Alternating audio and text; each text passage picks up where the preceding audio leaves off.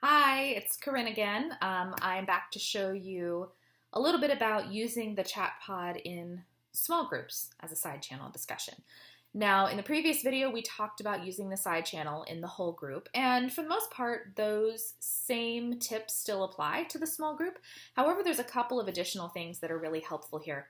So what we saw sometimes in our research, in our observations, and in the surveys that we gave was that professors would sometimes set students up to work in small groups. They would put them in the small groups, and then this professor would just stay in the main room and wouldn't go into the small groups.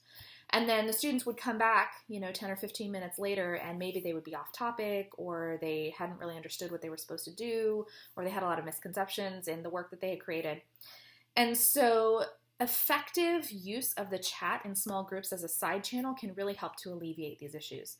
So what you want to do is when you set students up for small groups, don't just hang out in the main room.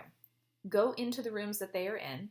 And when you get into the room, make sure your camera is off, make sure your audio is muted, and observe. And while you're observing, give them feedback in the chat window. So tell them what it is that you see them doing. So a few things you want to make sure you do.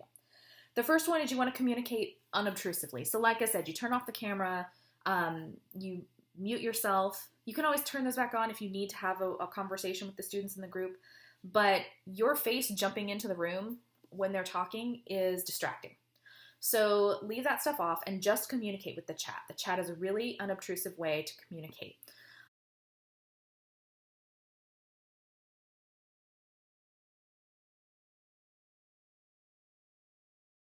The second thing is you can give them supplementary information here. So let's say that you see them working on something and you know that they need a little bit of scaffolding.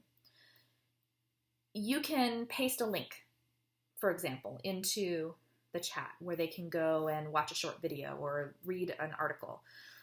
You can also, direct them to specific spots in the readings or whatever it is.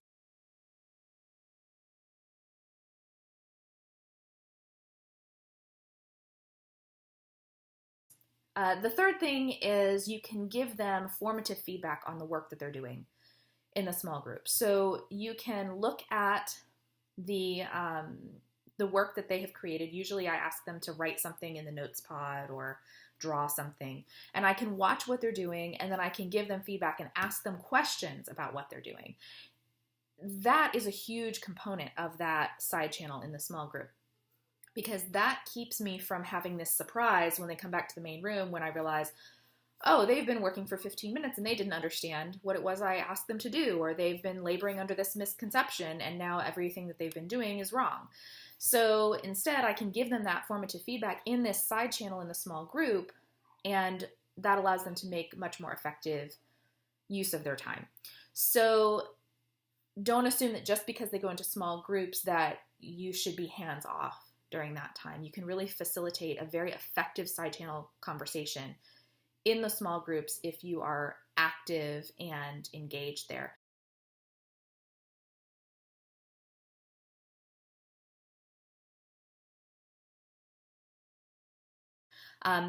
The final thing about that is that you let them know by communicating that you are paying attention and you are interacting with them. So they tend to be more accountable and more on task with what it is you're asking them to do when they see you commenting in the chat. Otherwise, they don't really remember that you're there, and they don't really, they sometimes can wander off the path a little bit. But if you can keep commenting, keep talking to them, keep giving them feedback, then it kind of spurs them along on the path that you want them to be on.